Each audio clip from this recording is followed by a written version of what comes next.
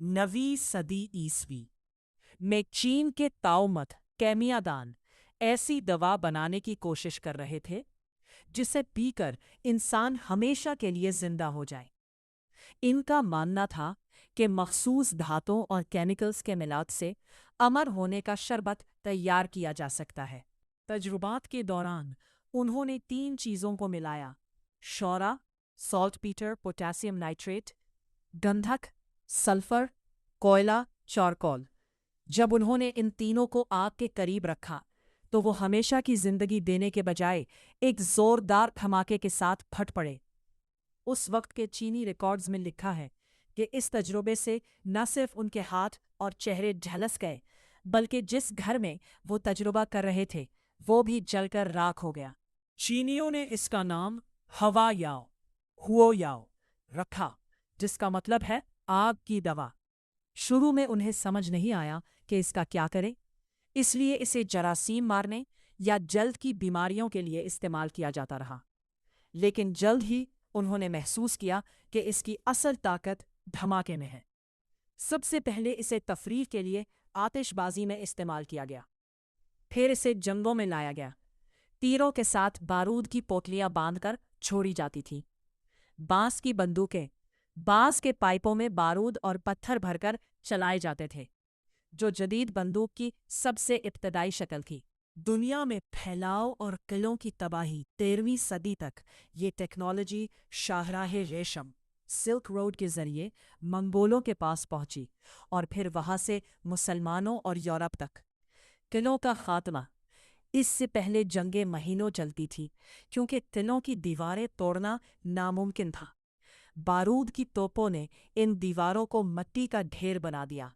सल्तनत उस्मानिया का किरदार सुल्तान मोहम्मद फ़ातिह ने 1453 में कुस्तुनतनिया कॉन्स्टेंटिनोपल को फतह करने के लिए तारीख की सबसे बड़ी तोपें इस्तेमाल की, जिसने साबित कर दिया कि अब तलवारों का दौर ख़त्म हो चुका है।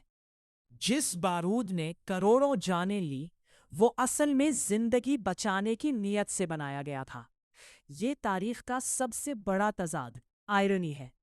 बारूद की दरियाफ्त के बाद इंसान के सामने सबसे बड़ा चैलेंज ये था कि इस धमाका खेज मवाद को एक ऐसे छोटे और हैंडल करने वाले हथियार में कैसे बदला जाए जिसे एक अकेला इंसान जंग में इस्तेमाल कर सके।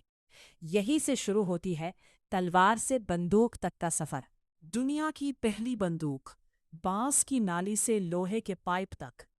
शुरू में बारूद को बांस के टुकड़ों में भरा जाता था, लेकिन बांस जल्द ही फट जाते थे। 13वीं सदी के आखिर में चीन और मंगोलों ने हैंड कैनन बनाई। ये लोहे या कांसी का एक छोटा सा पाइप होता था जो लकड़ी के डंडे पर फिट होता था। मसला क्या था? इसे चलाने के लिए 2 बंदे चाहिए होते थे। एक बंदा निशाना बांधता था और दूसरा बंदा एक जलती हुई लकड़ी या तिलो छूकर बारूद को आग लगाता था। इसका निशाना बहुत ही बेकार होता था। पहली हकीकी बंदूक 15वीं सदी 1400 में यूरोप में मैचलॉक टेक्नोलॉजी ईजाद हुई।